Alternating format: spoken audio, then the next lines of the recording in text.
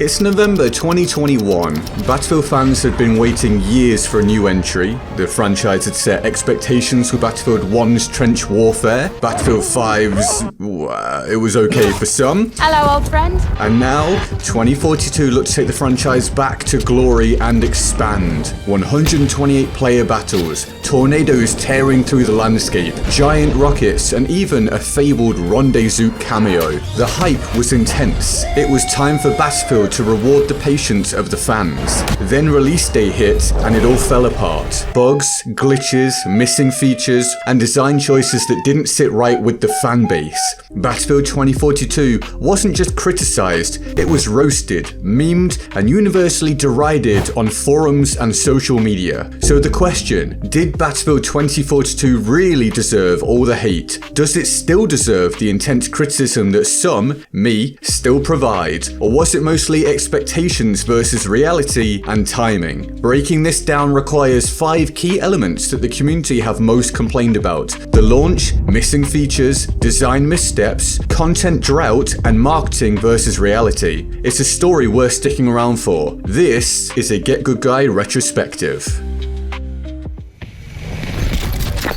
I mean, do I even have to explain at this point why I think this is one of the worst games of all time? I surely I don't. A buggy launch. So, Battlefield 2042 launched, and what a launch it was. Every Battlefield game has its launch issues. BF4 was a shambles. BF5 had its fair share of problems. 2042? Well, this was actually approaching Battlefield 4 debacle levels, and a miraculous turnaround as achieved with BF4 wouldn't necessarily be something that could be repeated here. Bullets wouldn't register reliably, both controller and mouse inputs just felt completely wrong and unreliable. Crashes were complained about frequently. Add to that the massive maps. Often you'd spend half a match sprinting across empty terrain only to be sniped instantly. Reddit threads were just full of anger and disappointment, and the hate, where this is concerned, was fair. Core gameplay was broken. Cosmetic bugs and stuff, that's forgivable, but when shooting, movement, and vehicles all fail somewhat simultaneously, players were justified in their frustration. The silver lining, well, if you can call it that, over the coming years, DICE patched extensively. Netcode seemed, again, somewhat improved, and things debatably run reasonably smoothly now. At least visually so. I'm not at all personally on the BF 2042 as saved hype that some people have been. Absolutely nowhere near. But it has made a section of the remaining player base feel a little satisfied. Perhaps because they only spent a few bucks or something on it on special offer, but that's something positive. Regardless, it could be argued that timing killed 2042. First impressions stuck, and the launch left scars that patches couldn't erase. Missing legacy features. This is where the anger wasn't just about bugs, it was about identity. Battlefield has always had a recognizable DNA. Squads, classes, teamwork, destructible environments. Battlefield 1 nailed the trenches, artillery, and clear roles. Battlefield 5 added fortifications, squad revives, and okay, I still don't get the hype for this one to this day, but it's a damn sight better than Battlefield 2042. Much of the DNA was gone in 2042. No scoreboard, no VoIP, no persistent servers. Instead of the classic class system, we got specialists, quirky operators with gadgets, wingsuits, grappling hooks, and even sentry guns. And the call-in robo-dogs, I'm still waiting for my medal to arrive for highlighting very early on that they could be problematic. Some players enjoyed the freedom, most felt alienated, especially long-term Battlefield fans. Battlefield had gone from coordinated squad warfare to superhero-style chaos. Map flow was gone. The gameplay loop could become ever more frustrating. The wingsuits, scatter grenades, and a myriad of potential deaths in wide-open landscapes don't exactly scream player agency when it comes to the result of individual gameplay. The hate here? Fair. Fans felt the franchise they loved had been replaced with something unrecognizable. A shooter? For sure.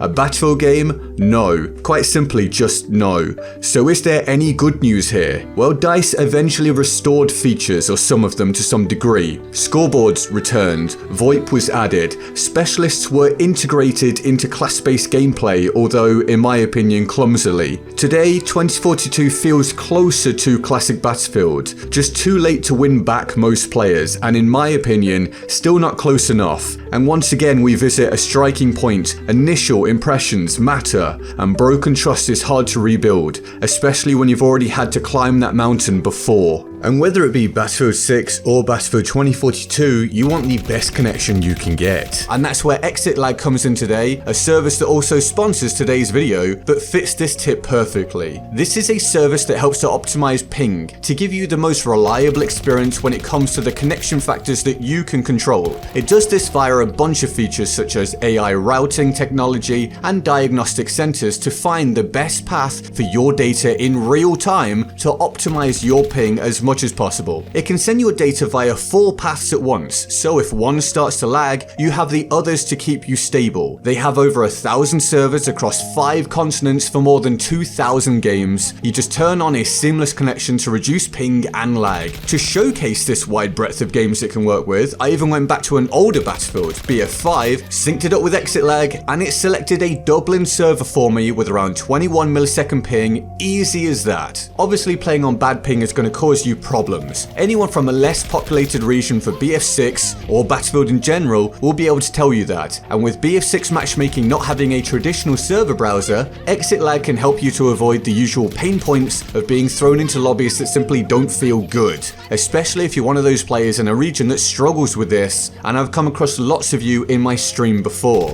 The setup is quick and easy. You hit the link below, create an account, install the app, pick your game and select optimize. You get a 3-day free trial with a new account, and for their holiday discounts, they're offering 50% off an annual plan for solo, duo or squad plan if you sign up via the link in the description or pin comment, or you can use the QR code on screen, all exclusive for new subscriptions. Feel free to give it a go and see if it helps your ping for better play overall. Design missteps. So to section 3, 2042's design gamble was scale. Huge maps, 128 player battles, dynamic weather, environmental hazards. Ambitious, yes, but scale isn't everything. Many maps were vast and empty, with action concentrated in just a few hotspots, as we touched on earlier, running across open terrain to get picked off from any random angle in the distance, which rather than creating freedom, encourages extra chaos and limits what players are capable of. These maps were so poor that they had to be reworked during the game's active life cycle, and while some credit can be given for the attempts, it didn't bring successful results in the eyes of many. Compare this to Battlefield 1, where even some of the large maps there are alive with action. I don't think they're as good on the whole as many do, but they are a million miles ahead of Battlefield 2042. 2042 maps lacked that constant engagement and cinematic feel. Ironic, really, considering how much effort was put into cinematic set-piece moments. The tornadoes, sandstorms and rockets which keep being brought up. Hype in the trailers, but weak novelty when it comes to gameplay. Could this be considered game-changing? Rarely, and certainly not positively. Great maps are great maps. Poor maps with gimmicks are simply that, poor maps with gimmicks. Was the criticism fair here? Yes, I firmly believe it was and is. The ambition was there, but execution faltered, or more accurately, fell completely flat. Speculated reasons for all this range from a huge design and ethos pivot pretty far through development, COVID times hampering progress and cohesion, and an engine update having to be contended with regardless of what's true or not, and relevant or not. The results speak for themselves, and not in a positive way. Content drought. So let's talk about content, or a content drought. Right off the bat, this one is a little more complex or balanced. Battlefield 1 set a high bar. At launch, you had a hefty arsenal of World War I weapons, rifles, LMGs, pistols, melee options, and the game kept growing with expansions like They Shall Not Pass, In the Name of the Tsar, and Turning Tides, each bringing new maps and weapons. It felt like a complete package that only got richer over time, but you had to pay for the expansions, and it split the player base race between those that had the DLC and those that didn't. Battlefield 5, despite its controversial start, ended up with some solid stuff, although this was via a switch to a live service for this game rather than paid DLC. Nice to get free stuff, but the quality and amount of content added fell in the eyes of many because of that shift. But eventually BF5 turned it around with the Pacific expansion. Suddenly players were storming those islands of the Pacific and overall having a great time, but then the content support was cancelled early, so Battlefield 2042 could be focused upon. So then came Battlefield 2042.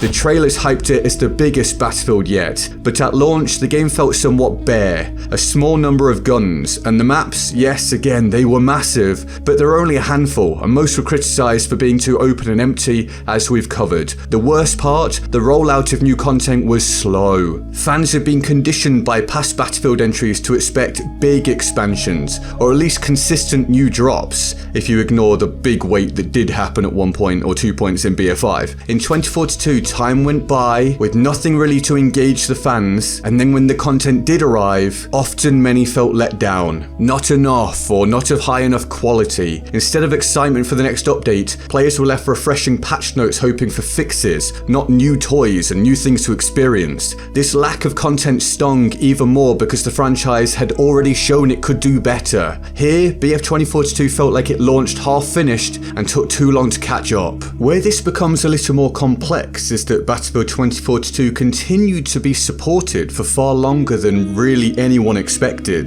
Updates were pushed right up until the shift over to BF6, with a free pass being added, including BF6 cosmetic unlocks. Genuine credit must be given for the effort to break away from the sudden pulled content of BF5 to not be repeated with BF 2042. But the overall reality is that 2042's content pipeline overall felt slower or less rewarding, likely due to so much work needing to be done to simply fix the game, and that first year was devastating for player trust. Fans didn't just want new content, they expected it, because Battlefield had always delivered that in the past, and when it didn't, the disappointment turned into anger. So was the frustration fair? Absolutely, again. When a game was marketed as the biggest Battlefield yet, it needed to not just be about scale, it needed to be bigger overall. It needed Hazard Zone to not be a waste of resources. It needed the portal to be what it was actually sold to the player base as, rather than a secondary server browser filled with XP grinding lobbies. All in all, despite the positives, BF 2042 doesn't get a pass here either.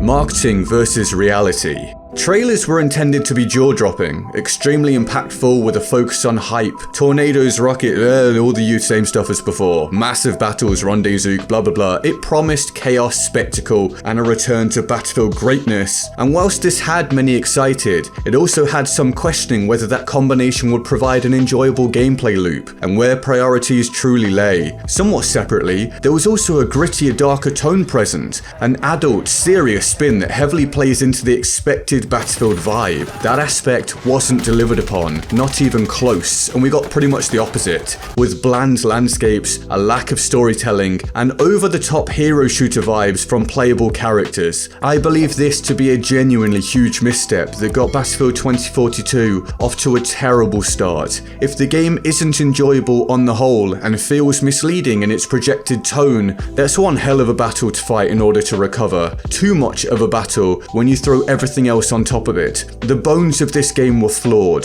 far deeper than the surface level. Trailers can dress that up, as Battlefield is excellent at doing. I'd argue they are damn near industry-leading trailers where the franchise as a whole is concerned. But if the game has that much of an identity problem, then dressing it all up is all the trailers can achieve. And in fact, can then be an issue when fans get hold of the game and feel let down. The backlash was fair. Players felt misled. A simple and short section, yet pretty damning. So, did Battlefield 2042 deserve the hate? Yes. As far as my opinion goes, yes. And I still think it warrants a lot of criticism. It's essentially past the point of relevance now, aside from being a marker of mistakes never to be revisited, and I hope we never do. But also, what do you think? I'd like to hear it. If you enjoyed this retrospective, I genuinely appreciate your subscription and your like. I'm trying to hit 100k subs finally. Also, if If you want to support the production of more videos like this, I have Patreon in the description, and YouTube is now suggesting another video it thinks you'll like. I'll see you over there.